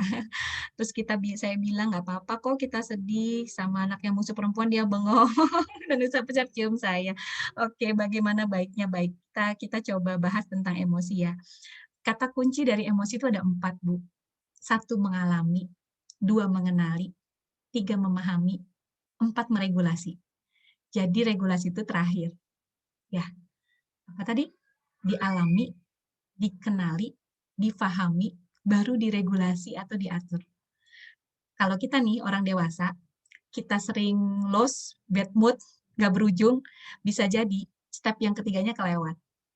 Jadi saya pengen ibu-ibu paham bahwa anak kita tuh nggak langsung pandai ngelola emosi. Sama seperti kita kok. Dia ngelewatin dulu fase ngalami, ngenali, memahami, baru regulasi. pada beberapa anak yang terkendala di regulasi, checkingnya 3 di bawahnya. Kenapa dia susah ngeregulasi? Jangan-jangan dia belum paham, kenapa dia harus meregulasi. Kenapa dia belum paham-paham ya, bahwa marah itu jangan teriak-teriak dong, kalau sama orang tua tuh jangan dibentak dong, gitu ya. Bisa jadi mungkin kita nanya-nanya, "Kenapa sih harus nyolot? Kenapa sih harus ngegas? Kalau kamu ngegas, mama jadi pengen ngegas juga tahu," gitu kan, gitu ya. Bisa jadi dia belum kenal emosinya. Kenapa tuh ya anak teh belum kenal emosinya sendiri? Bisa jadi dia kurang kesempatan mengalami, gitu. Jadi check-in-nya gitu aja, gitu.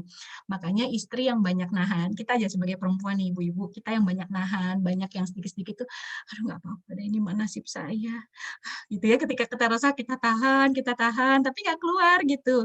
Bisa diprediksi itu teh numpuk dan akhirnya jadi rungsingnya lebih rungsing daripada kita mengalaminya, membiarkan perasaan itu datang.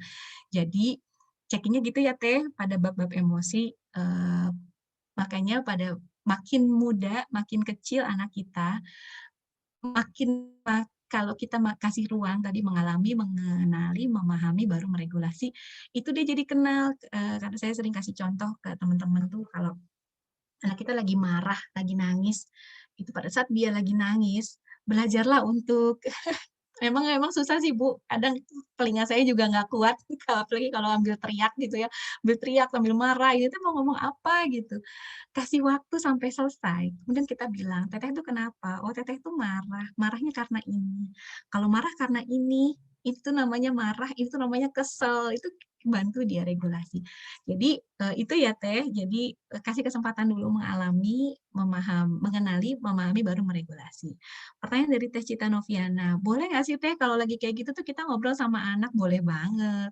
Relasi kita sama anak tuh bukan kayak robot parenting kok, bukan anak kita tuh harus lihat ibu yang sempurna gitu, nggak apa-apa. Sampaikan sama mereka, "Mama tuh sedih loh, mama tuh paling nggak bisa loh kamu bentak. Ibu tuh suka sedih loh kalau Kakak nggak nurut.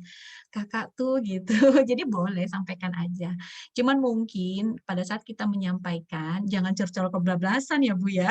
Gitu, kita seringkali curcol kebablasan. "Kamu sih," katanya, "kamu nggak tahu ya, mama tuh capek, mama tuh belum tidur tahu nggak, ngurusin kamu, mana uang belanja mama kurang," gitu, "mana papa nggak perhatian." Nah, itu nanti kebablasan. Jadi apalagi kalau anak kita laki-laki, belajarlah mengkomunikasikan bahasa dengan bahasa yang mudah dipahami juga sama anak laki-laki. Kadang-kadang bahasa emosinya ibu tuh nggak clear buat anak laki-laki, dia jadi nggak ngerti, ini teh mama teh mau nyalahin aku, mama tuh mau mau apa gitu ya, gitu. Itu biasanya susah buat anak laki-laki. Jadi biasanya mungkin sampaikan dengan clear, misalnya, eee, "Bunda kok Bunda lagi pengen sendiri ya, Kak," gitu. "Bunda nggak suka, Bunda nggak suka Kakak bicara dengan nada membentak," gitu. Jadi Bunda rasanya kesal sama Kakak, Bunda nggak suka dengan Kakak tadi bicaranya membentak, gitu. Jadi Bunda perlu waktu sendiri ya, Kak, gitu. Bisa jadi bahasanya harus lebih clear kalau ke anak laki-laki. Teh Cita nanti kita ngobrol lagi ya di belakang layar. Oke, berikutnya, tadi sama ya, tadi bab-bab tentang emosi, ada dari Bunda Nuke juga, Bunda Nuke nih sahabat saya juga, eee eee ini ya, oke, tentang ini, oke, pada saat kita punya komitmen dengan anak, kemudian merasa ada yang mengganjal gitu ya, seperti ada yang, oke, mungkin pertanyaannya lebih pada, sampai di mana sih kita merasa sebentar ya.